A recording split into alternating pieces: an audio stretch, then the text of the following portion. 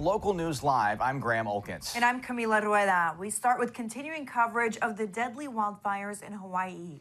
So far, 58% of the rubble has been searched for victims.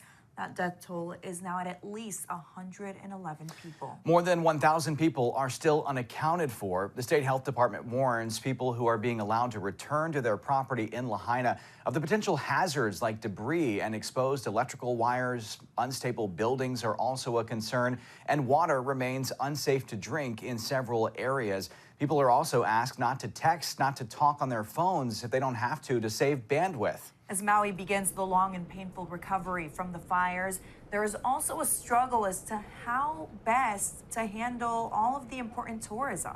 Our Deborah Gill is on the island with a look at what officials, locals, and tourists think about exactly what's happening right now. Deborah, we just learned the top official for emergency response last night resigned in Maui. What are the people of Maui telling you about the response to this historic disaster? Locals we've talked to, Graham and Camila, are upset that there was no warning of these fires to give them a better heads up to get out of harm's way. They are wondering and asking questions as to why the sirens did not go off, and they are wanting answers. The governor has asked the state attorney general to look into that response and what happened before it.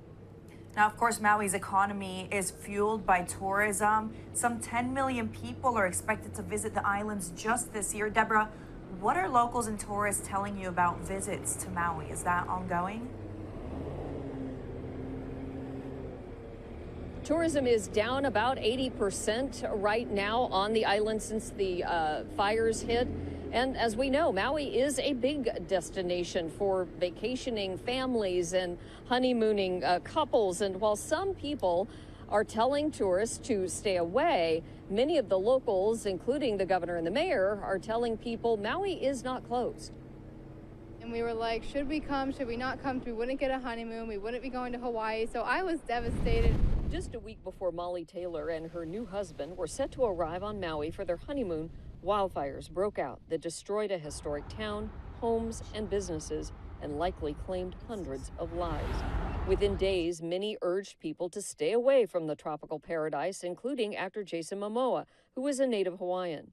Images like this appeared all over social media, telling people they weren't welcome here. We were actually on the plane right over, and someone had told us, oh, the locals are going to be really upset that you're going there. The Taylors struggled with what to do, but ultimately called the people with their Airbnb and the rental car who said it would be okay. And then when we got here, they're like, no, we want you guys here. We need the tourists. We're losing so much money right now. A lot of us live paycheck to paycheck also. Kanamu Banimdin, who was an executive chef at a local resort, says he welcomes and wants tourists to come.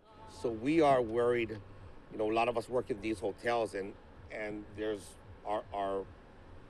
we rely on the tourism industry. Banimbin, who lost a family home in the fires and isn't sure yet how many family members, says his request is that visitors be mindful and respectful of the community's work and first responders' efforts right now as the death toll continues to rise. We ask that you don't come into this area, but by all means, yes, go to Wailea, go to Kihei, go to Wailuku, go to Upcountry, so that the local community can, because they're the ones that's supporting us.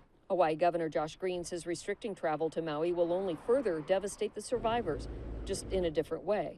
But the warning to stay away has been heard. You can see it on empty beaches and empty golf courses. But we have been talking to some of the locals, and they said it's like the island is dead.